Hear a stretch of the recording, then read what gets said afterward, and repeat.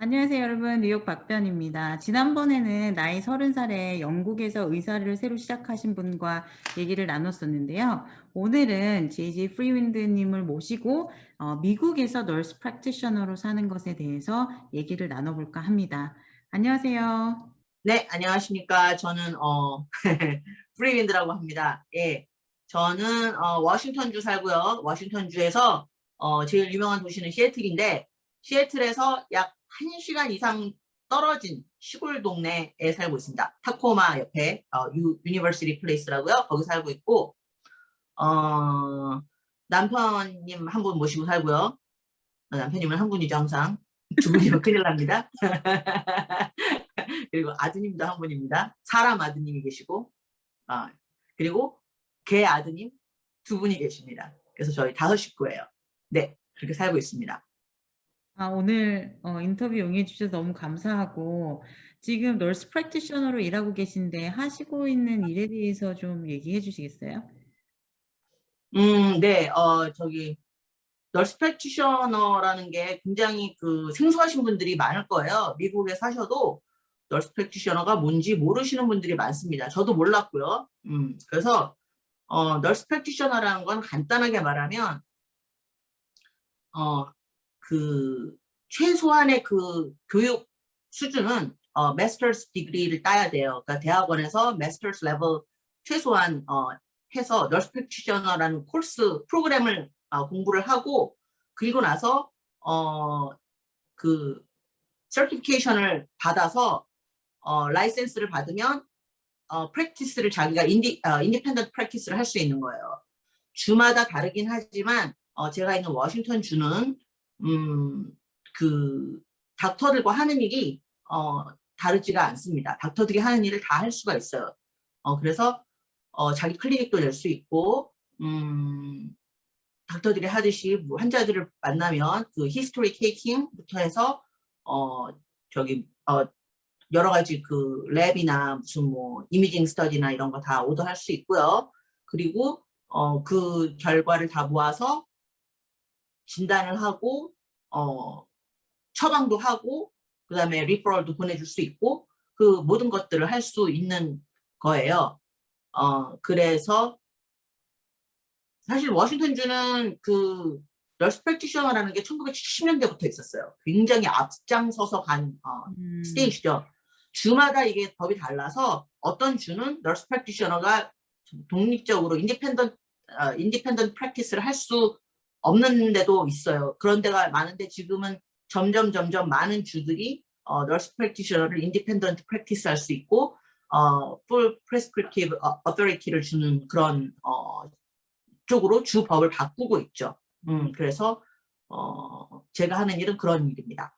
널스라는 말은 우리가 어느 정도 잘 알고 있잖아요. 그러면은 네. 그게 어떻게 나뉘어져 있는지 그것에 대해서 널스 프랙티셔너도 있고 널스들도 있고 중간이나 그 밑에도 있을 수 있을 것 같은데 그거 먼저 조금 설명을 해주시면 도움이 될 것 같아요. 네.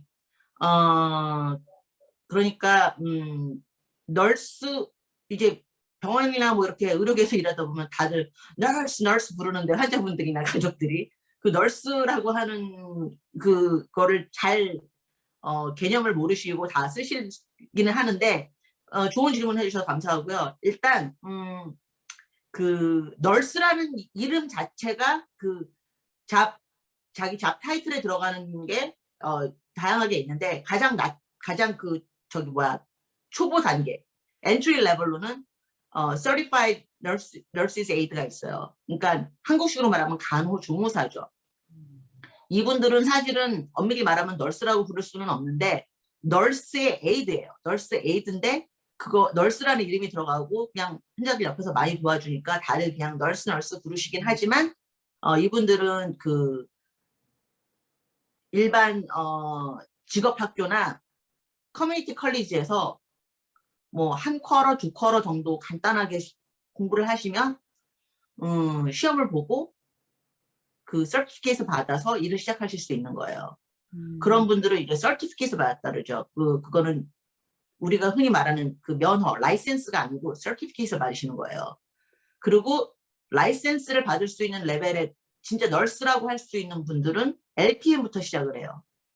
LPN이라 그래서 Licensed Practical Nurse라고 그래서 이런 분들은 보통 그 커뮤니티 칼리지나 역시 그 직업 학교 그 테크니컬 칼리지 이런 데서 한 2년 정도 이제 수업을 하고 코스를 듣고 그 엔트리 레벨 널스로 들어오시는 거예요.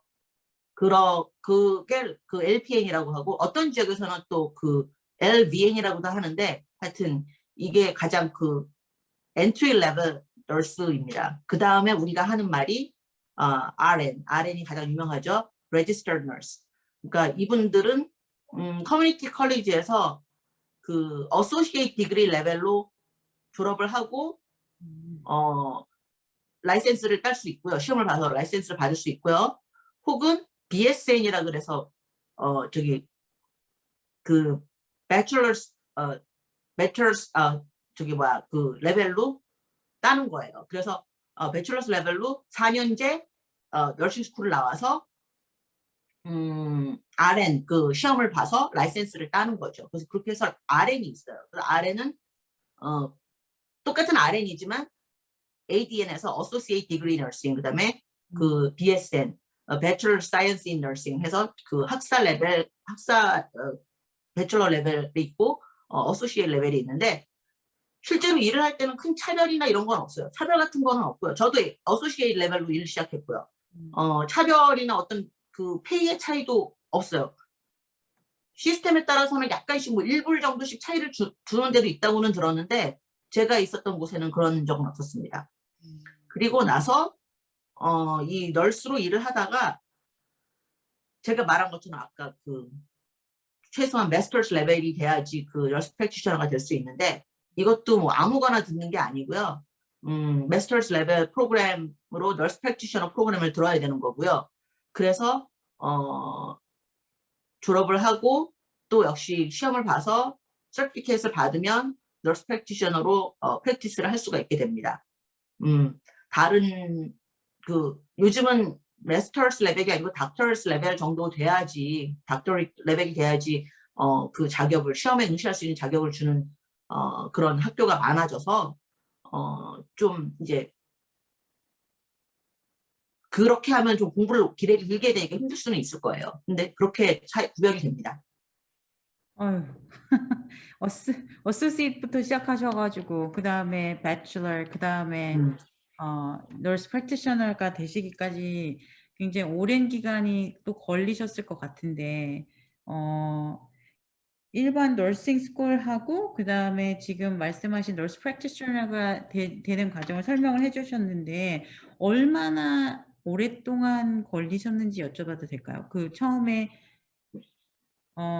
어소시에이트부터 그 다음에 나중에 널스 프랙티셔너 되기까지. 너싱 스쿨도 그냥 곧장 들어가고 싶다고 들어가는 게 아니고 프리레퀴지 프로그램을 들어야 돼요. 예를 들면 뭐 그 아나토미 앤 피지올로지 이런 거, 그 해부 생리학, 그다음에 바이올로지, 뭐 케미스트리, 마이크로바이올로지 이런 걸 다 듣고 그거를 패스를 한 후에 너싱 스쿨에다가 지원을 해서 어드미션 받으면 그때부터 이제 공부를 시작하는 건데 저 같은 경우는 그러니까 그 일단 너싱 프로그램 그 어소시에이트 레벨로 들어가려면 너싱 프로그램 자체는 한 2년이에요. 근데 이제 그 전에 프리레퀴짓 하는데 보통 한 2년. 파트타임으로 일하시면서 하시는 분들은 뭐 3년, 4년 걸릴 수도 있죠. 자기가 일을 하면서 공부를 해야 된다 하는 분들은. 저 같은 경우는 좀 빨리빨리 된 편이에요. 그래서 타이밍도 좀 잘 맞았고요. 그래서 프리레퀴짓 시작한 지 3년 3개월 만에 RN이 됐습니다. RN으로 한 2년을 일을 하다가 널스 프랙티셔너 프로그램을 시작을 해서요. 일을 하는데 파트타임으로 공부를 했어요.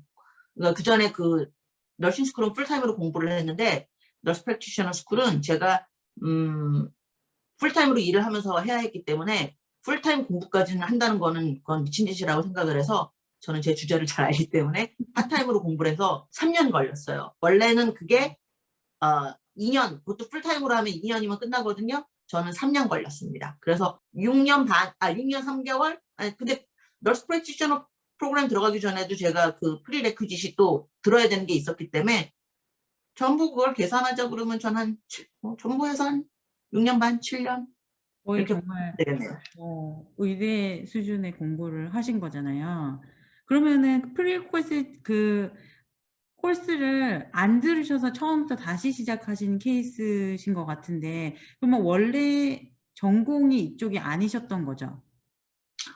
전공이 이쪽이 아니죠. 저는 한국에서 대학교 다 나오고, 저는 문과예요. 그래서 한국에서 대학교를 나오고, 미국으로 이민을 온 게 제가 26, 27? 이때 왔으니까 조금 널싱 쪽을 생각도 못했죠. 제 라이프에 다양한 계획을 세우고 미래에 나는 뭐가 될 것인가 많은 꿈을 꿨지만 널스는 제 꿈이 없었습니다. 그러면 몇 살에 공부를 시작하신 거죠? 2005년에 시작했으니까 이렇게 되면 나이 나오는데 제가 네. 제가 35, 36 이거 미국 나이입니다, 여러분. 네. 미국 나이예요. 미국 나이로 36에 공부 시작했네요.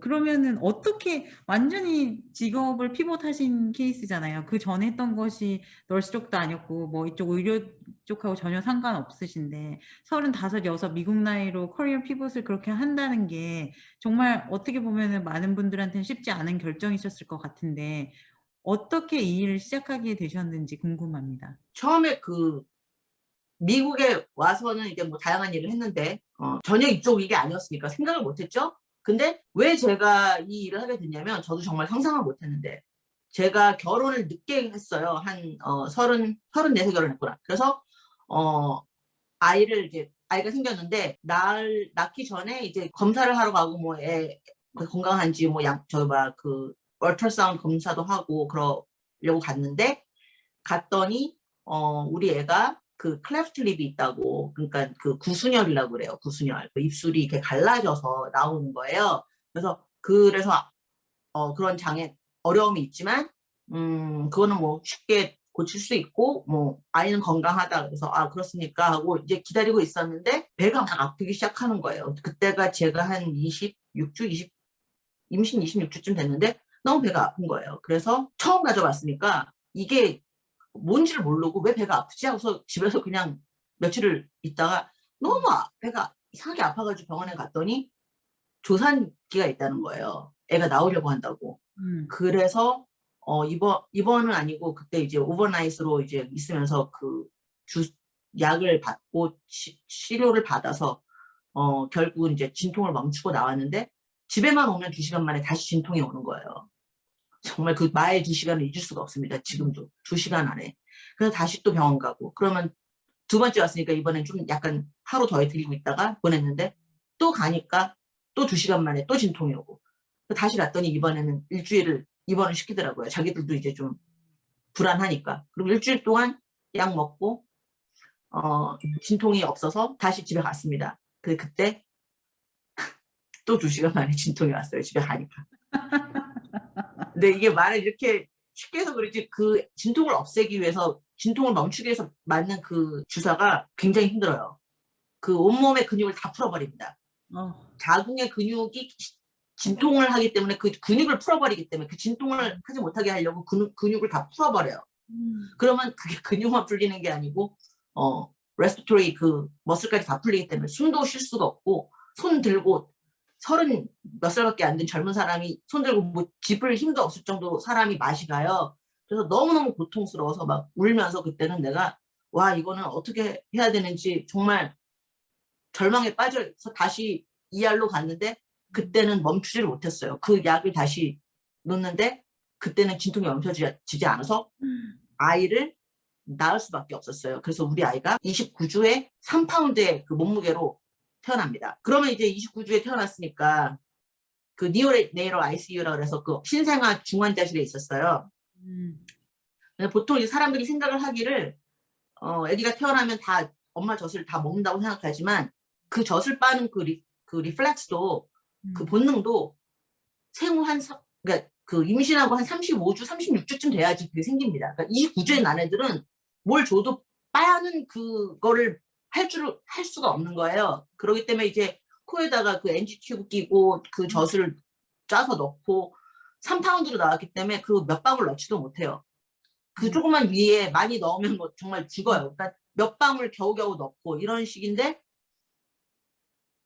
얘는 또 그렇게 일찍 태어난 데다가 클레프트 립이 있기 때문에 나중에 그 서킹 리플렉스가 생긴 때쯤에도 이거를 빨지를 못하는 게 이게 열려있기 때문에 이게 실이 안 돼서 빨 수가 없는 거예요. 그래서 특수 그 니플로 먹이고 제가 저기 유축을 해서 브레스트 그 펌프를 해서 그 특수 그 뭐야 니플로 해서 먹이고 했는데 그런 과정에서 2달을 있었어요. 니오네이럴 ICU에서 2달을 있었어요. 그때 매일매일 일기를 쓰면서 정말 굉장히 많은 일들이 있었는데 우리 아이는 정말 죽을 고비를 몇 번을 넘겼는데 상조리를 그냥 병원에서 했어요. 집에 안 가고.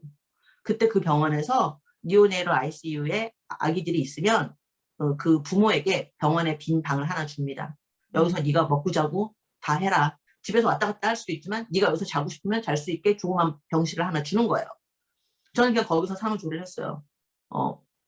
미역국 끓여다가 주는 거 먹고 그러면서 거기서 2달을 내가 니오네이럴 ICU에 있는 동안에 같이 있었는데 그러다 보니까 이제 계속 그 뭐 놀면 뭐래요. 니오네이럴 ICU 가서 우리 애기 들여다보고 인큐베이터 안에 있는 거 들여다보고 그때 우리 애만 있을 때가 많았어요. 환자들이 그렇게 많지 않았어요. 1명, 2명 뭐 이러니까 우리 애를 다 전담하는 그 널스 분이랑 얘기도 하고 근데 그때 이제 널스들이랑 친해지면서 제가 이제 그런 얘기를 했죠. 저는 어차피 그 애를 낳으면 학교로 가서 공부를 할 생각이었어요. 저는 CPA를 공부를 해야겠다고 생각을 했습니다. 그래서 그런 얘기를 했어요. 근데 그때 그 병원에 밤 시프트에 일하시는 분이 계셨는데 한국 분이셨고요. 미국에 간호사로 이민 오신 지 30년이 넘으신 분이라고 했어요. 근데 그분께서 저한테 제가 CPA 할 거예요, 공부할 거예요 얘기를 했더니 왜 CPA를 하느냐? 널스를 해라. 널스는 진짜 좋은 잡이다. 널스를 해라 하시는 거예요. 저더러 잘할 것 같대요. 그래서 너무 놀랐어요. 널스를? 저는 전 문과인데 이과 쪽은 생각을 안 해봤는데 널스를? 그래서 널스가 몇 년을 공부해야 되는지도 모르고 뭘 해야 되는지도 모르고 아무것도 모르는데 널스를 하라고요? 그랬더니 너무 좋은 직업이고 베네핏도 좋고 자기는 너무너무 만족을 하고 자랑스럽게 생각하시는 잡이라고 제가 잘할 것 같다고 해보라고 하시는 거예요. 그래서 그 말을 듣고 제가 약간 마음이 흔들리긴 했어요. 왜냐면 저는 그때 우리 아이 저희 집에 이렇게 병원에 가는 사람도 없고 하니까 이쪽을 전혀 몰랐거든요. 근데 우리 아이를 그 돌봐주시는 닥터나 널스 프랙티셔너나 널스들이 너무너무 멋있어 보이는 거예요. 그래서 나도 저런 일을 하고 싶다는 생각은 미처 제가 의식적으로 하진 못했는데 너무 멋있었던 거예요. 그랬는데 그분이 그 얘기를 하시니까 그래? 그럼 널스를 해서 이렇게 멋있는 잡을 내가 한번 해봐? 라는 생각을 했지만 정말 생각을 해본 분야가 아니라서 머뭇머뭇거렸죠. 그랬더니 이분이 저한테 그 유니언 컨트랙트를 가져와서 보여주십니다. 유니언 컨트랙트에 보면은 그 병원의 그 모든 그 여러 다양한 널스나 무슨 뭐 레스피레이터리 테라피스트나 뭐 다양한 분들이 유니언 그 노조죠. 노조에 가입이 돼 있는데 몇 년에 한 4, 5년에 한 번씩 그 노조 계약서를 그 리뉴얼을 하면서 그 페이 스케일을 다 정해요. 그러니까 널스로 1년 초짜, 맨 처음 초짜는 시간당 얼마, 2년 차는 시간당 얼마 이런 식으로 해서 쭉 올라가는 페이 그 스케일이 있습니다. 표가 있어요. 그걸 보여주시는 거예요. 그러면서 그분은 이제 30년 이상 그 널스로 일하신 분이니까 더 이상 올라갈 데가 없어요. 페이 스케일에서 제일 꼭대기를 받고 계신데 뭐 그거는 제가 감히 보면은 헉하는 액수였지만 그때 당시 저로서는 그건 이제 어차피 제가 넘볼 수 있는 분야가 아니니까 생각을 못했는데 1년차 막 졸업하고 초짜들이 받는 시간당 페이를 보고 제가 헉 했습니다. 그때는 저한테는 큰 액수였거든요. 그래서 우리 아이 때문에 널스가 되고 싶은 것도 있었고 그 액수를 보고 이렇게 이 정도의 돈이 고정적으로 들어온단 말이야 라는 것도 저에게는 굉장히 충격이었고 또 베네핏 같은 것도 얘기를 들어보니까 괜찮았고 그래서 제가 그럼 한번 널스가 돼볼까? 한번 알아볼까? 하고 찾아보기 시작했죠. 정보를 찾기 시작했죠. 그래서 오늘날에 이르렀습니다.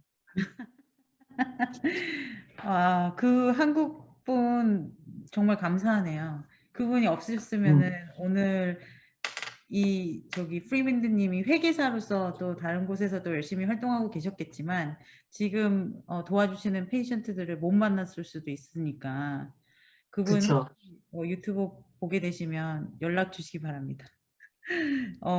그러면 아까 잠깐 얘기하셨는데 미국에 이민을 26, 7에 오셔가지고 그 다음에 35, 6에 널스 쪽으로 공부를 전환하시기 전까지 뭐 어떤 분들은 이 유튜브 보면서 이렇게 생각하실 수도 있잖아요. 이민 간지 오래됐으니까는 너는 할 수 있지. 그치만 저도 그렇고 프리윈드 님도 그렇고 누구에게나 맨 처음에 이민 왔을 때 처음은 있거든요. 그리고 그 처음에 영어는 다 어렵거든요. 그래서 좀 영어 공부 얘기도 좀 해주셨으면 좋겠어요. 맨 처음에 오셨을 때 문과 쪽이셨으니까 영어를 어느 정도 하시는 편이셨는지, 오셔서 어떻게 영어 공부를 하셨는지 그런 얘기 좀 제가 여쭤보고 싶습니다. 네, 저는 제가 굉장히 말하기 싫어하는 거긴 한데요. 전공이 영어과를 나왔습니다. 제가 영어과를 나왔는데 또 중요한 거는 뭐냐면요. 절대 공부를 안 했습니다. 절대 공부 안 했어요. 술 먹어야 되거든요. 그리고 아시다시피 한국은 대학에 들어가면 졸업하는 건 너무 쉬워요.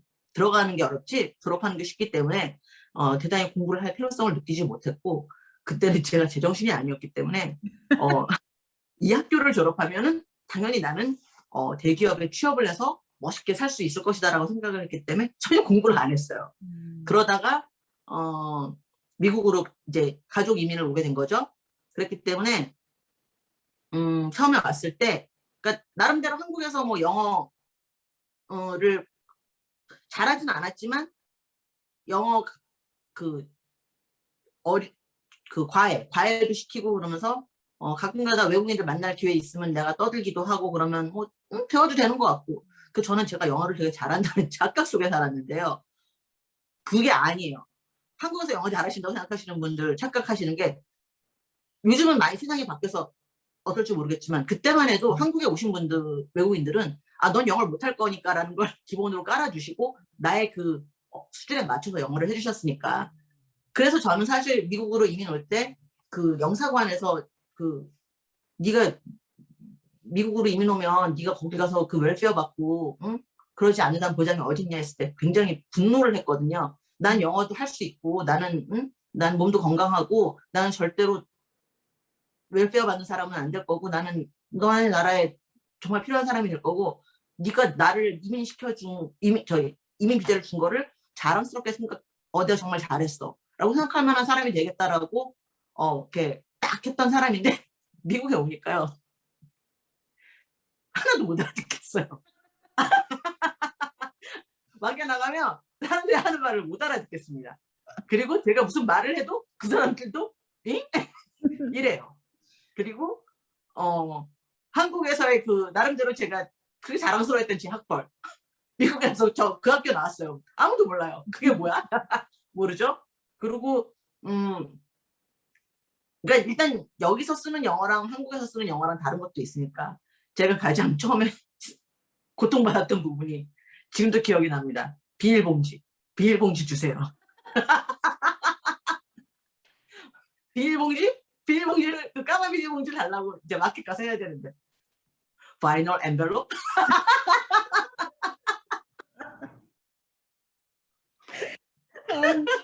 지금은 알죠. 플라스틱 백.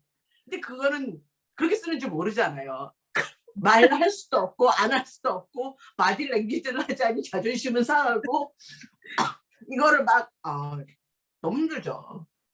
그래서 오히려 한국에서 난 영어를 못했다라고 생각하고 오시는 분들보다 난 영어 좀 해라고 생각했던 분들이 미국에 왔을 때 그 현실에 부딪히면서 느끼게 되는 자괴감이 저는 더 크다고 생각해요. 저는 초기에 와서 컬처 샥에다가 홈식 향수에다가 어떤 저의 자존감이 바닥을 치면서 정말 심하게 우울증을 알았어요. 여기 이 서부 워싱턴의 긴 겨울, 전 또 12월에 왔거든요.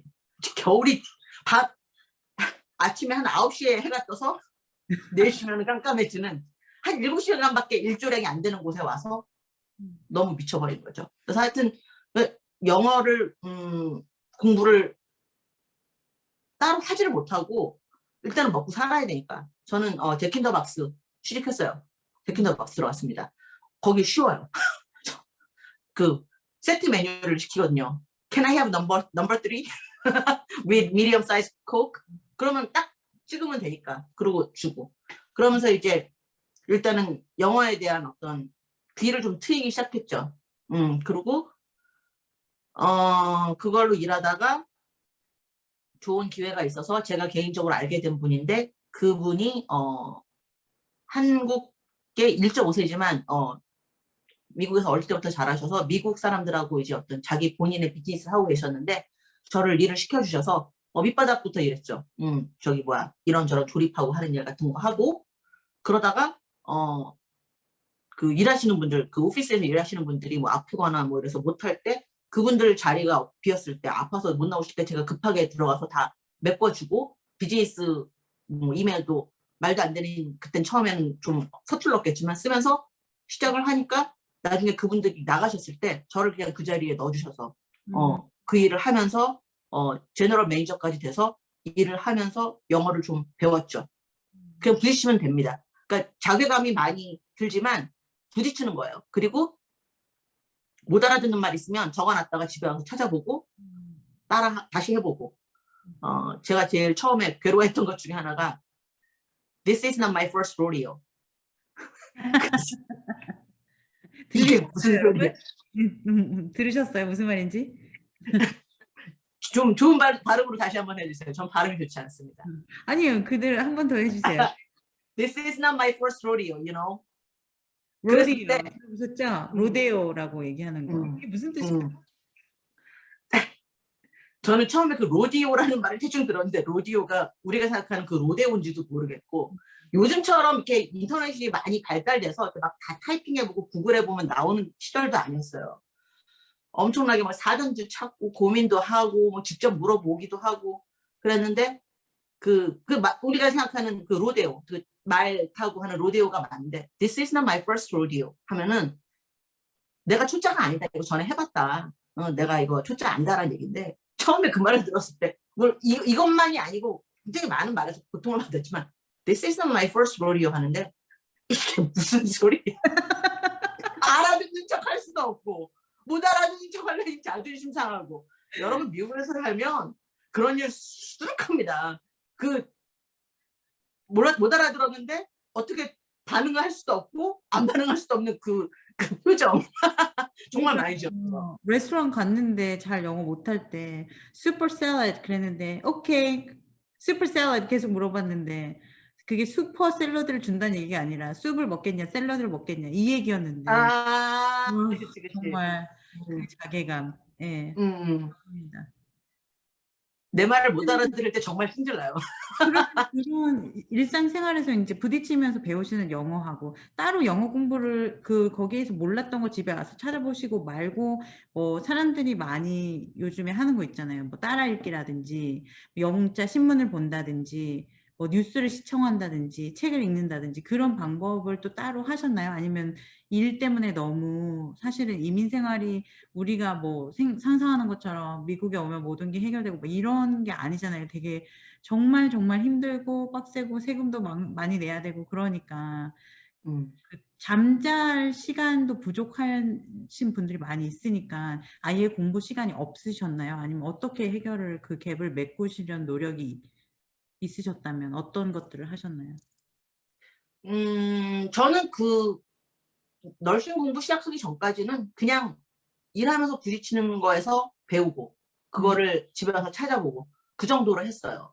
그리고 남은 시간은 제가 홈식이 되게 심했고 한국에 대한 어떤 그리움이나 어떤 여기서 살면서 느끼는 외로움을 달래기 위해서 그러니까 내가 인간으로서의 그 어떤 자존감 내지는 어떤 그걸 잃지 않기 위해서 글을 쓰고 한글로 당연히 한글이죠. 한글로 글을 쓰거나 뭐 내지는 그 시절에 뭐 하이텔, 뭐 천리안 뭐 이런데 나우컴 개구멍으로 들어갈 수 있었어요. 뭐 그런 데 들어가서 떠들고 하느라고 그리고 제가 미국에 와서 활동하던 데가 있었습니다. 어떤 그 사회의 어떤 구조를 해결하기 위해서 해결한다기보다 약간 풀뿌리 운동이죠.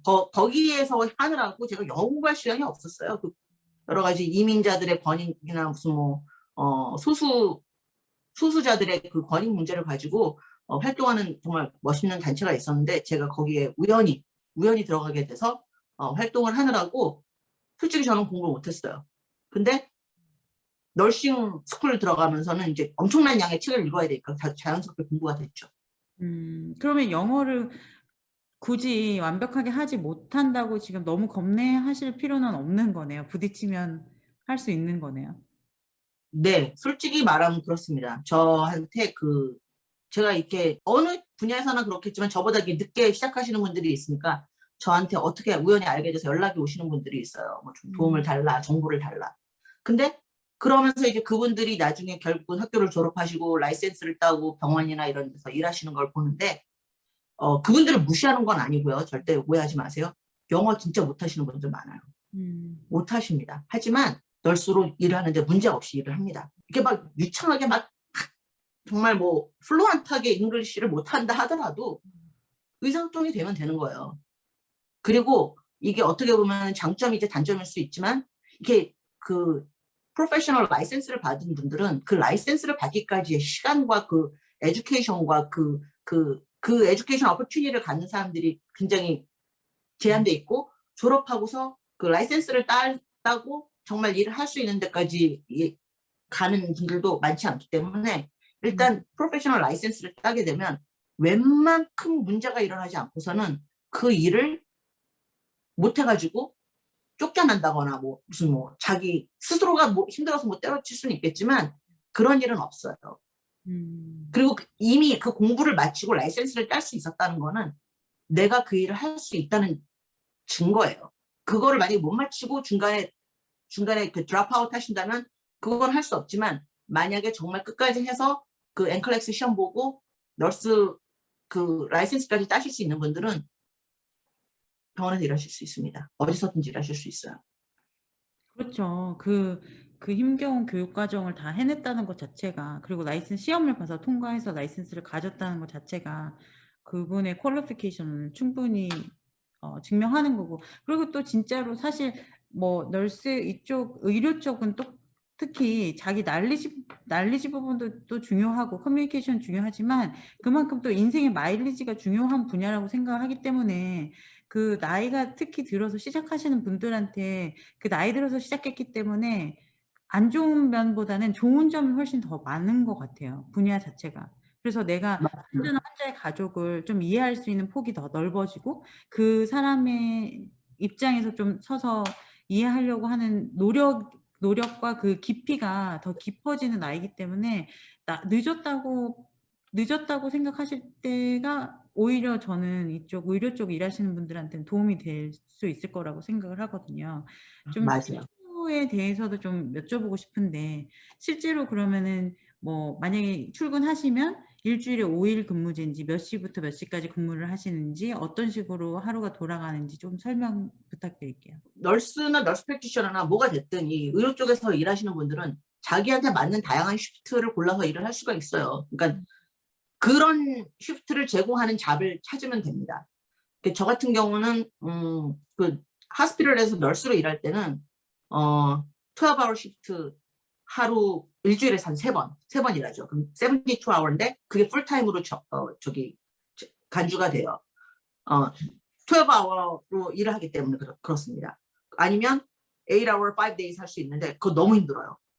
12 hours, 3 days 해도 힘든데 보통 그렇게 병원에서는 그렇게 일을 해요. 그랬는데 그리고 보통 every other weekend를 일을 합니다. 왜냐하면 위켄드에 일하고 싶어하는 사람들 별로 없기 때문에 의무적으로 반반씩 잘라서 내가 이번 주말에 일했으면 그 다음 주말에는 내가 그 일이 안 잡히고 주말에는 그 다음 주말에는 또 일을 해야 되고 토요일, 일요일 이렇게 하는데 그거를 하면서 제 아들이 이제 학교를 끝나고 뭐 토요일, 일요일 놀아야 되는데 제가 일을 하니까 또 일하고 오면 녹초가 돼서 쓰러져 자기 바쁘니까 그런 시간들을 너무 못 해준 게 마음이 안 좋아서 제가 그 널스 프랙티셔너가 된 후에는 월요일부터 금요일까지 일하는 그 잡을 잡았어요. 그래서 8 to 5 이라고요. 근데 이게 저 같은 경우는 클리닉에서 이렇게 일하는 거는 8 to 5 일하고 그다음에 어드민 일하고 무슨 페이퍼워크 하고 이러다 보면은 좀 더 일하겠지만 보통 이제 그 정도 그렇게 돌아가는데 저 같은 경우는 8 to 5라 해서 딱 8 to 5만 일하는 게 아니고 더 할 수도 있고 덜 할 수도 있어요. 그 대신 샐러리입니다. 이거는 또 어떤 잡이냐에 따라 다른데 일을 더 해도 만약에 환자가 상태가 안 좋아서 일을 막 더 많이 했다. 오늘 내가 8시간 일하는 날이지만 12시간을 일했다 하더라도 그냥 8시간에 해당되는 걸 받는 거고 오늘은 내가 환자가 그렇게 뭐 힘들지 않았다. 그래서 4시간을 일했다 하더라도 8시간을 받는 거고 저 같은 경우는 지금 그런 포지션입니다. 셀러리예요. 그러면 환자를 똑같이 의사들 진찰하듯이 한국에서 그런 일을 하시는 거. 저 같은 경우는 지금 스킬드 너싱 퍼실리티라고 해서 한국에서 말하면 재활병원이라는 게 가까운 것 같아요. 그러니까 일반 그 어큐트 케어 호스피털에서 치료를 받고 근데 퇴원을 했는데 퇴원을 해서 집으로 갈 수 있는 수준이 아닌 거예요. 아직도 많이 치료를 받아야 되고 재활을 해야 되는 분들. 서브어큐트 케어인데 이분들은 스킬드 너싱 퍼실리티에 와서 일주일에 최소한 5일 내지 6일 동안 PT, OT 이런 테라피를 받고 그리고 저는 이제 너스 프랙티셔너로서 메디컬 문제를 딱 테이크 케어 하는 거예요. 그러니까 팀워크죠. 테라피는 제가 관리하지 않지만 이분의 어떤 메디컬이 있는 문제 같은 것들은 제가 다 돌봐드리는 거예요. 그러니까 어떤 거기에 이렇게 매일 출근을 해서 월요일부터 금요일까지 출근해서 환자의 상태를 보고 약을 조절을 해야 되면 조절을 해드리고 그다음에 퇴원을 하기 전에 어떤 문제가 생기는 것들이 있으면 그런 것들 그 팀들과 의논해서 적당한 사람이 그 소셜 워커나 그 해당 자기가 일을 맡은 분들이 그걸 해결해서 스무드하게 퇴원할 수 있도록 도와드리고 하는 것들을 하는 거예요. 그래서 그리고 만약에 환자가 안 좋다 그러면 스킬드 너싱 퍼실리티 줄여서 스니프라고 그러는데 스니프에서 그냥 계속 내가 테이크케어를 할 수 있는지 아니면 상태가 안 좋아 ER로 보내서 급하게 지금 이거를 해결을 해야 돼 이런 것도 결정을 해야 되고 그런 것들을 하고 있습니다. 그러면은 워크로드는 뭐 날마다 다를 수는 있지만 대체적으로 8 to 5니까 그러면 뭐 아닐 때도 있으셨잖아요. 예전에 널스로 있으실 때는 항상 뭐 월요일부터 금요일까지 일하신 게 아닐 수도 있고 근데 지금 결혼 생활도 하고 계시고 10대 아드님도 있으시고 뭐 아드님 거의 태어나고 이후에 아기가 아주 어렸을 때 시작을 하신 거잖아요. 그러니까 그걸 어떻게 공부랑 그 결혼 생활과 육아와 그다음에 나중에는 커리어과 결혼 생활과 육아와 이게 병행이 가능하셨으니까 이 자리에 있으시겠지만 어떻게 그거를 매니지 하셨는지 조금 팁이 있으면 알고 싶어요. 그 워크 라이프 밸런스는 저는 지금은 만족을 해요.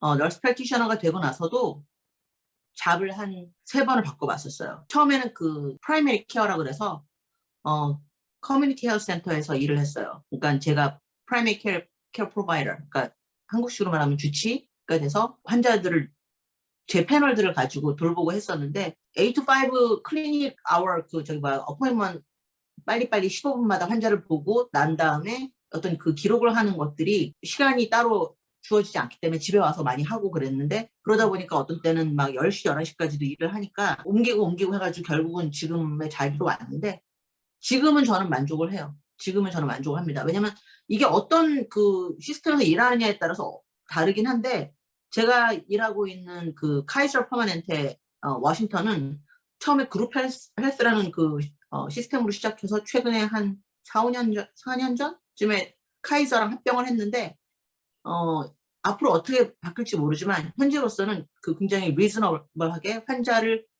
돌볼 수 있게 그 시간을 줘요. 왜냐면 이게 좋은 게 그 HMO라고 그래서 헬스 매니지 어가니제이션 해가지고 그 HMO 시스템은 자기 멤버, 카이저 같은 경우는 카이저라는 헬스 인슈런스를 가지신 분들을 그분들을 돌봐드리는 거예요. 다른 사람들이 올 수 없어요. 다른 사람들이 오는 게 아니에요. 그러니까 보험을 가지고 있는 분들에게 우리가 의료 서비스를 제공하는 거예요. 그래서 닫힌 시스템이기 때문에 말하자면 이분들을 제대로 정말 잘 케어를 해드려야만 어떻게 이 환자들의 어떤 그 아웃컴도 좋고 속된 말로 그 더 많은 비용이 나가지 않을 수 있는 거예요. 이 poor care 때문에 허접한 의료 시스템 때문에 더 돈이 많이 나가야 되는 경우가 있는데 의료보험에서 돈을 더 많이 지불해야 될 경우가 있는데 우리들이 가서 우리 환자들을 스니프에 놔두고 매일 회진을 가서 closely monitoring하고 closely care함으로써 더 문제가 생길 수 있는, 다시 병원에 입원해야 될 만큼 상태가 안 좋아지기 전에 다 그걸 막을 수 있고. 왜냐면 스니프에서 케어하는 게 훨씬 그 비용이 보험회사로서는 적게 들거든요. 물론 그렇게 아무리 열심히 그 케어를 해도 결국에는 다시 병원으로 입원하실 수밖에 없는 상황이 벌어지긴 합니다만, 이거를 하는 경우랑 안 하는 경우랑 많이 다르죠. 그렇죠. 다 윈윈이죠. 그 보험회사 입장에서도 훨씬 더 비용을 저렴하게 나가는 그렇습니다. 문제를 막을 수가 있으니까. 그 처음부터 그게 워라밸이 맞은 건 아니셨잖아요. 아드님 태어나고 나서 거의 뭐 얼마 있다가 학교를 시작하셨잖아요. 네. 그때는 어떻게 공부를 하셨어요? 아이가 어렸는데. 니큐에서 니오네이럴 ICU에서 나오고 2달 있다 나오고 다시 또 오자마자 또 큰일이 있어가지고 다시 입원하고 난리를 치는 그런 와중이었기 때문에 처음에 저는 첫 학기는 그 프리레퀴짓을 했어요. 온라인으로 할 수 있는 걸 다 했고, 왜냐면 애를 데리고 병원 가고 걔가 초기에 수술을 많이 받았어요. 그러니까 수술을 그거 하고 하려니까 제가 학교를 가는 거는 좀 쉽지 않았어요. 그래서 처음 한 학기는 그 온라인으로 할 수 있는 모든 거를 다 했고, 그 다음에 그 다음 학기부터는 제가 풀타임으로 공부를 그 프리레퀴짓을 준비했는데 남편이 많이 도와줬어요. 남편이 풀타임으로 일을 하면서도 집에 와서 우리 아이를 돌봐주고. 왜냐면 저는 이 널스 잡을 하게 된 이유 중에 또 큰 게 헬스 인슈런스가 중요했어요. 널스가 되면은 헬스 인슈런스를 받을 수가 있는데 베네핏으로 제 아들이 수술을 많이 받아야 되니까 앞으로도 계속 받아야 되니까 그거를 제가 할 수가 없으면 안 되겠더라고요. 그래서 저희 남편이 우리는 그 보험이 필요한데 네가 그걸 공부하면 그게 될 수 있으니까 해라 해가지고 자기가 하루에 16시간씩 일을 하면서도 집에 와서 애를 돌봐주고 제가 공부할 수 있도록 해주고 그리고 나중에 제가 너싱 스쿨 들어간 다음에는 뭐 아이를 뭐 데이케어에도 맡기곤 했지만 우리 엄마에게도 맡겼고 엄마가 가까운 데 사셨어요. 근데 엄마도 그때 아빠가 편찮으셔서 이렇게 많이 돌봐줄 수 있는 상황은 아니었습니다. 그래서 그때는 뭐 애를 업고 수업에 들어가기도 했어요. 애를 업고 수업에 들어가도 다행히 또 우리 애가 뭐 울고 치물거리는 애가 아니고 잘 잤어요. 그 애 업고 들어온다고 뭐라 하는 사람 없습니다. 만약에 시끄럽게 하면 데리고 나가면 되는 거고요. 물론 허구한 뭐 그러지 않는 게 좋겠죠. 애한테도 나에게도. 근데 애 업고 들어가서 수업 받고 그러면서 그때는 뭐 워라밸 같은 거 없어요. 그냥 하는 거예요. 잠도 못 자고 뭐 서로 교대로 남편이 밤에 일을 하기도 하고 낮에 애를 봐줄 수도 있으려고 내가 공부할 수 있게 그런 것들 하고 그리고 나서 이제 제대로 제가 널스로 일을 하게 되면서 좀 생활이 좀 안정이 되면서 그때부터 뭐 워라밸 소리도 나오는 거지 그때는 워라밸이 없었습니다. 네. 그러면 그런 기간이 어느 정도였어요? 거의 잠 못 자고 막 그런 워라밸 같은 거 생각할 겨를 없이 견뎌야 됐던 기간이 어느 정도? 학교에 있는 동안은 항상 그랬어요. 학교에 다니는 동안은 말씀하신 대로 3년 반, 3년 거의 6년, 7년간은 그러셨다는 말씀이시죠? 어차피 그렇죠. 나중에 아드님 크셨어도 그때는 이제 일하고 그다음 공부를 병행을 하셨기 때문에. 네. 아휴. 지금 영상 보시고 계신 분들 중에 정말 공부를 하고 싶은데 학비 때문에 걱정이 되시는 분들도 있을 것 같은데 혹시 학비는 어떻게 하셨는지 제가 여쭤보고 싶습니다. 커뮤니티 컬리지에서 공부를 했기 때문에 그거는 전 좋았던 것 같아요. 기본적으로 학비가 훨씬 싸고요. 4년제 대학에 비해서. 그리고 그 언더그레이주에이트 레벨에서는 그 스칼러십을 받을 수 있는 기회가 많습니다. 그래서 저는 많이 그 스칼러십 어퍼튜니티를 많이 찾았고 많이 어플라이를 했고 또 많이 받았어요. 그래서 널싱 스쿨은 론을 받기도 했어요. 왜냐하면 생활비가 필요하고 애 병원비도 필요하고 하니까 파이낸셜 에이드를 받아서 책값도 사야 되고 책도 비싸니까 받기는 했지만 한 10,000불 정도만 론하고 졸업을 할 수 있었어요. 그 커뮤니티 컬리지는. 이제 그 다음에 근데 이제 널스 프랙티셔너 프로그램에 들어갔을 때가 문제였죠. 많이 찾았어요. 일단 기본적으로 널스 프랙티셔너 프로그램도 여러 개가 있는데 학비가 저희가 되게 중요했거든요. 제가 졸업한 이유가 저는 시애틀 퍼시픽 유니버시티를 나왔는데 크게 두 가지가 있었어요. 그 왔다 갔다 학교를 그 커뮤니하는데 시간이 많이 걸립니다. 그런데 그 트래픽도 되게 안 좋고요. 그럼에도 불구하고 그걸 한 이유가 이 여기서 멀지 않은 그 PLU 같은 경우는 크레딧당 그 튜이션이 1,000불이었어요. 그때 1,000불이었습니다. SPU는 632불. 이 크레딧당 가격 차이가 엄청나요. 그거를 생각하면 내가 나중에 이 빚을 껴안을 생각을 하니까 가깝다고 PLU를 갈 수가 없었어요. 그래서 SPU를 갔습니다. 그리고 SPU는 드물게 그 저처럼 디그리 널싱을 공부하신 분들이 BSN, 그 배철러스 너싱 프로그램을 마치지 않아도 non-nursing bachelor's degree를 이용해서 그거를 트랜스퍼해서 곧장 마스터스 프로그램으로 갈 수 있게 해주는 몇 안 되는 드문 프로그램 중에 하나였어요. 이 지역에 그게 없어요.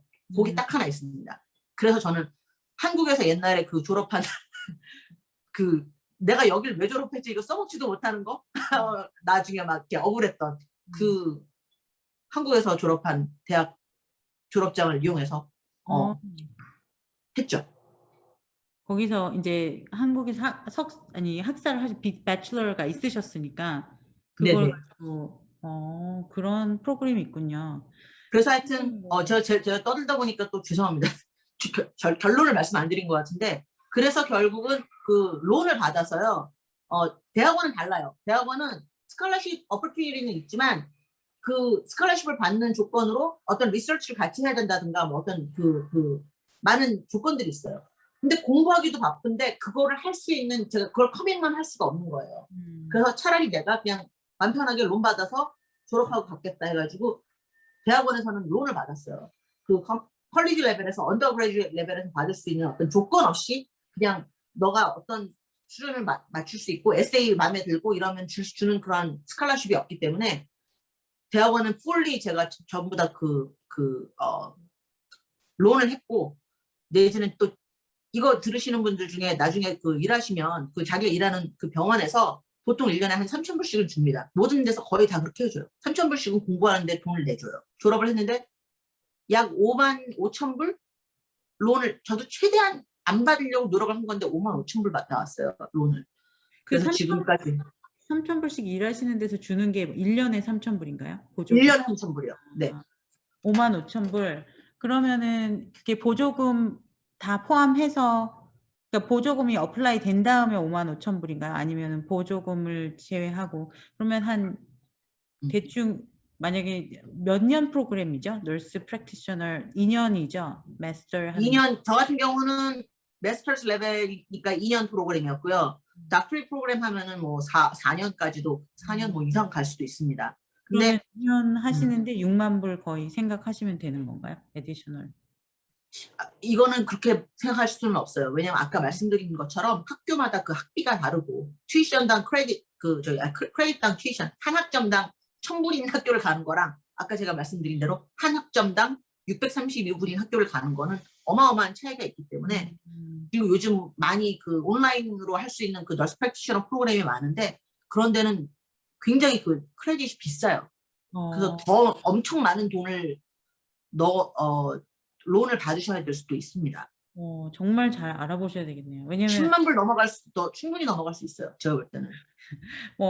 제 채널은 보시는 분들은 아시겠지만 저도 로스쿨 졸업했을 때 18만 불이었거든요. 학자금 대출한 게. 근데 이제 이게 10년 동안 1,000불씩 갚았는데 한 달에 26만 불이 되어 있더라고요. 10년이 지금도 갚고 있어요.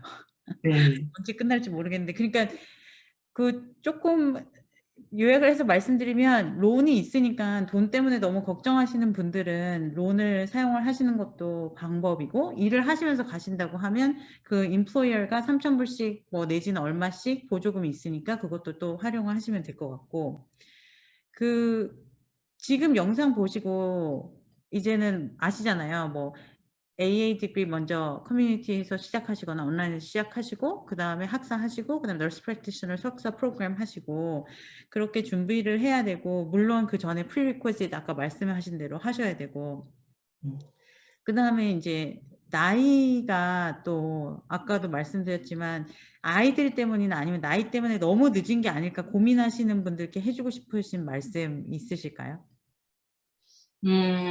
절대로 늦지 않았어요. 저는 솔직히 제가 공부를 할 때 35, 6에 공부를 시작하면서 야, 나 이거 너무 늦은 거 아니야 생각했는데 어, 저는 그 프로그램에서 상당히 젊은 축에 속했어요. 어, 40대에 오시는 분들 많고요. 50대에 공부하시는 분들도 있었어요. 그리고 음, 제가 병원에서 일을 하면서 제 나중에 제가 한 1, 2년 일을 한 후에 새로 뽑은 또 널스들이 있으니까 그분들을 이제 트레이닝을 시켜달라고 해서 1대1로 붙여주면 제가 트레이닝 하기도 했는데 그분들 중에 52year old이신 분들이 있었어요.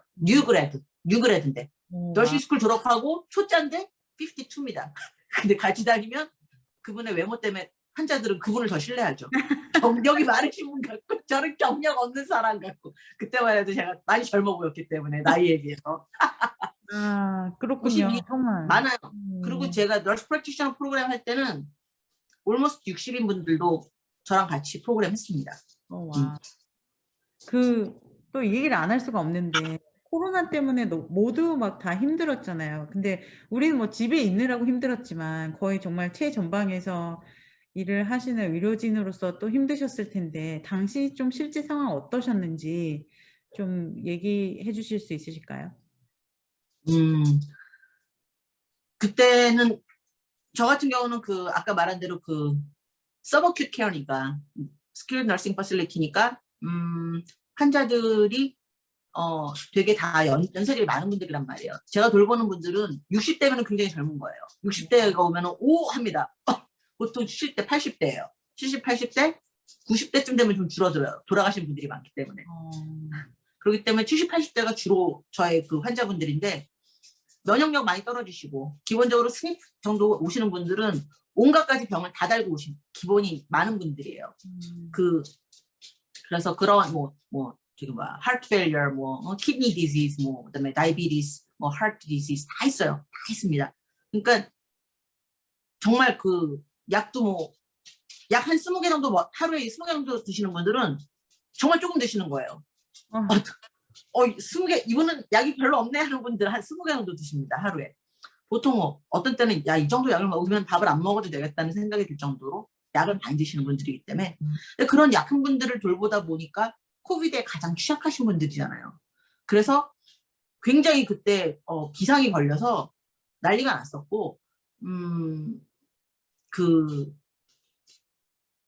인펙션 컨트롤을 위해서 가족들 면회도 못하게 하고 아무것도 못하게 하고 우리 그 일하는 의료진들도 들어갈 때 다 열 재고 심텀 체크하고 그때는 뭐 어차피 초기에는 코비드 테스트를 할 수도 없었어요. 그 테스트 할 수 있는 능력이 생길 때까지 몇 달 걸렸어요. 사실 난리가 났었거든요. 근데 이 코비드가 걸렸는지 안 걸렸는지 알 수도 없어요. 저희 그 스니프에서는 랩에다가 오더를 해서 랩에서 컴퍼니에서 와서 그 수압을 한다고 하더라도 그걸 할 수 있는 어빌리티가 없었습니다. 그때는 그게 없었어요. 그러니까 코비드 의심 환자가 있어도 이거를 검사로 해서 코비드 파지티브네 네거티브네 하고서 진단을 내릴 수가 없는 상황인 거예요. 그래서 그런 분들이 있으면 무조건 격리 치료하고 온몸에 막 초덕초덕 다 쓰고 막 뒤집어 쓰고 그 N95도 없어가지고 맞아요. 일반 마스크 막 2겹 3겹씩 겹쳐 네. 쓰고 정말 그랬는데 그렇지만 제가 일한 곳은 제가 볼 때는 어큐트 케어 하스피ટલ보다는 그렇게 힘들진 않았을 거예요. 오히려 이분들을 격리하고 있기 때문에 그리고 병원에서 새로 오시는 분들은 다 최소한 그 격리하고 코비드 위험이 비교적 없다라고 최소한 어떤 증상이나 이런 게 없는 분들을 모시고 왔기 때문에 그리고 모셔온다면은 처음 14일은 무조건 격리 치료 전담 간호사 해가지고 다른 환자랑 같이 보지 못하게 옮기지 못하게 하려고 그러면서 하니까 그나마 괜찮았는데 제가 볼 때 제일 힘들었던 건 보통 그 종합병원이라고 하는 어큐트 케어 하스피털에 ER과 ICU가 제일 힘들었을 거예요.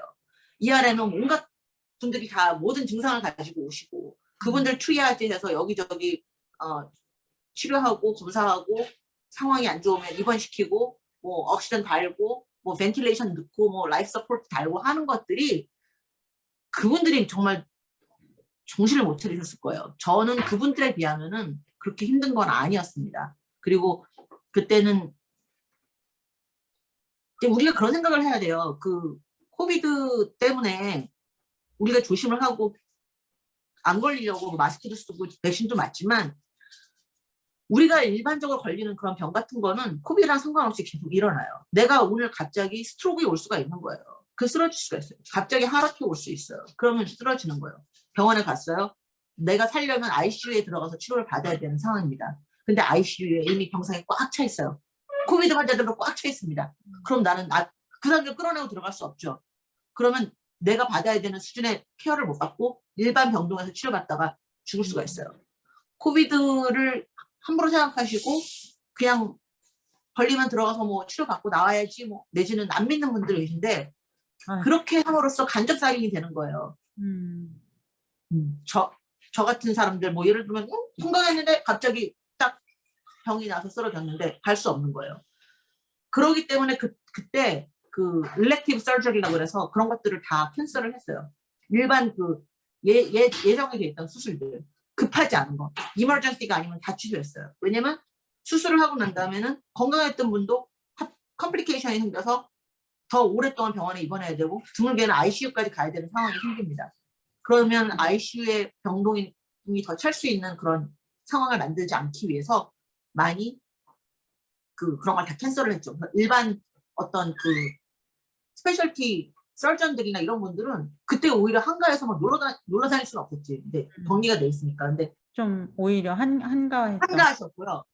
어떤 그 제가 있는 이 워싱턴주의 큰 그 메디컬 시스템 중에 하나지만 버지니아 메이슨 같은 경우, 멀티케어 버지니아 메이슨 같은 경우는 닥터들, 너스 프랙티셔너들 그리고 일반 그 다른 스태프들도 그 팔로우라고 해서 유급 내지는 무급 휴가를 가질 수 있도록 레이오프는 아니고요.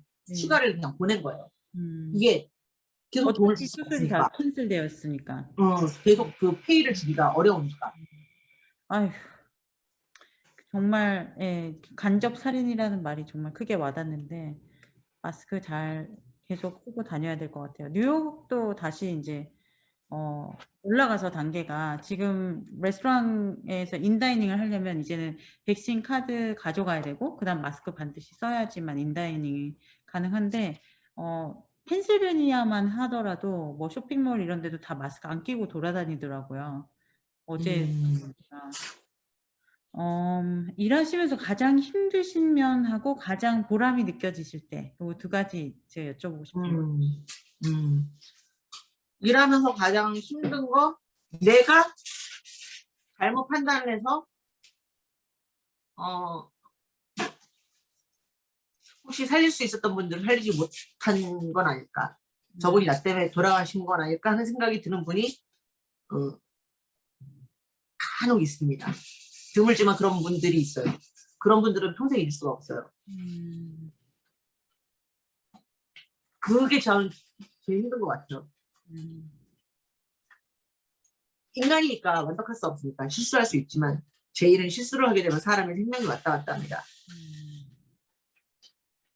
그때는 정말 제가 최선을 다해서 케어를 했는데 나중에 그거를 복기를 해보다가 이게 혹시 그거 아니었을까. 근데 검사를 해보지 못했고 결국은 돌아가셨으니까 물증은 나올 수가 없어요. 근데 나중에 생각하면서 계속 이거 아니었을까 저거 아니었을까. 특히 상태가 상당히 양호하셨는데 갑자기 상태가 안 좋아지면서 돌아가시는 분들 같은 경우에 굉장히 제가 나중에 힘듭니다. 생각을 해보면서.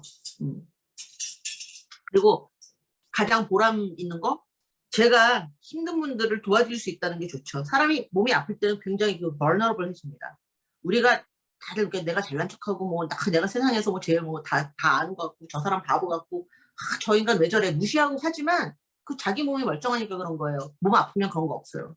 몸 아프면 자기 몸 아픈 거 치료하는 게 최고거든요. 그렇기 때문에 아플 때는 굉장히 사람이 약해집니다. 제가 우리 아들 조산하려고 할 때 약 받으면서 온몸에 근육 다 풀어져서 중내 산에 했을 때 힘들었을 때 그때 그걸 알았어요. 이게 정말 힘든 거구나. 환자라는 건 정말 힘든 거구나. 근데 그런 분들이 너무 힘들어서 사실은 어떻게 보면 우리가 흔히 말하는 갑을 관계가 되는 거예요. 제가 갑이고 그분들이 을입니다. 제가 잘 돌봐드리고 잘 해드리기를 바랄 수밖에 없죠. 안 그러면 물론 이거 의료직도 서비스이기 때문에 저한테 막 컴플레인 하실 수도 있고 그건 할 수 있지만 만약에 제가 제대로 못해가지고 그분이 어떻게 된다면 그거는 본인이 어떻게 할 수 없는 거거든요. 어떻게 보면. 그렇기 때문에 그분들이 저한테 기댈 수밖에 없는데 제가 정말 성심성의껏 해드려서 그분이 나았을 때 정말 상황이 너무 좋아졌을 때 타이밍을 놓치지 않고 잽싸게 뛰어들어서 그거를 해결을 해서 그분의 상태가 더 나빠지기 전에 그걸 코스를 돌이켜가지고 이분이 정말 양호한 상태로 퇴원을 하실 때 음.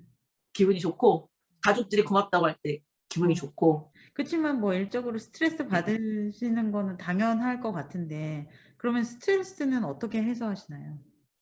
스트레스요. 스트레스는 주로 집에 있는 우리 개 아드님들 괴롭히기. 우리 개 아드님들 괴롭히는 거 그리고 아드님은 이제 사람 아드님은 못 괴롭힙니다. 사람 아드님은 지금 못 괴롭히고 티니지 그러다 큰일 납니다. 때문에. 그리고 남편은 좀 만만하기 때문에 남편은 괴롭히고요. 그리고 최근에 제가 갱년기가 와서 감정 무드 스윙이 되게 심한 거예요. 옛날 같으면 그 스트레스를 잘 그 프로세스를 할 수가 있었는데 그게 안 돼가지고 제가 이것저것 찾고 헤매다가 결국은 생각을 한 게 뭔가 안 하던 걸 해보자 해서 사람들하고 좀 떠들자. 유튜브 시작했어요. 블로그 네. 시작했어요. 그거 재밌어요. 요즘 하니까 그 편집도 하고 안 하던 거 공부하고 비디오 편집하고 재밌습니다. 그 뉴욕 박배님도 제가 갑자기 블로그 시작하고 헛소리 하는 거 보고 이분을 한번 인터뷰에 불러야겠다는 생각하신 거 아니잖아요. 그렇죠? 네. 그럼요. 너무 네. 재밌고 그 재밌진 않아요. 어카운트 이름이 어떻게 되시죠? 프리윈드의 내 네. 맘대로 블로그입니다. 프리윈드의 내 프리랜서. 맘대로 블로그. 제가 그 상세 정보란에 링크 걸어 놓겠습니다. 그 마지막 질문인데요. 앞으로는 그럼 어떤 삶을 살기를 원하시나요? 이 사회에 참 소외된 분들이 많아요. 외로운 분들도 많고. 그분들 옆에서 그냥 손잡아 드릴 수 있는 삶을 살 수 있으면은 제 삶이 좋지 않을까 생각을 해요. 살면서 가장 기뻤던 때는 뭐 대단히 뭐 어마어마하게 비싼 물건을 샀을 때도 아니고 뭐 어마어마하게 이름을 날렸을 때도 아니고 뭐 날려본 적도 없지만 그래도 비교적 살면서 약간이라도 날렸던 적이 있었을 때 그때 기쁘지만 그것들을 오래 안 남는데요. 오랫동안 정말 남는 거는 나의 친구, 나의 가족, 내지는 친구는 아니지만 내가 어떻게 알게 된 분들 그분들을 정말 힘들 때 정말 어려웠을 때 그분들에게 나의 가진 아주 조금밖에 안 되는 능력이지만 그걸 최대한 사용해서 그분들을 도와드리고 그분들의 손을 아무것도 내가 도와드릴 수 없을 때도 있어요. 그럼 그냥 가서 손잡고 있는 거예요. 그거를 하는 삶을 제가 죽을 때까지 할 수 있으면 좋겠어요. 전 자기만 생각하고 사는 삶을 살아봤는데요. 별로 행복하지 않더라고요. 별로 행복하지 않습니다. 좋은 말씀 감사드리고 오늘 긴 시간 동안 솔직하게 여러 가지 정보 나눠주셔서 감사드립니다. 여러분들 그 JJ 프리윈드님 오늘 와주셨는데 그 블로그 가셔서 한번 방문해 주시고 구독, 좋아요 부탁드립니다. 감사합니다.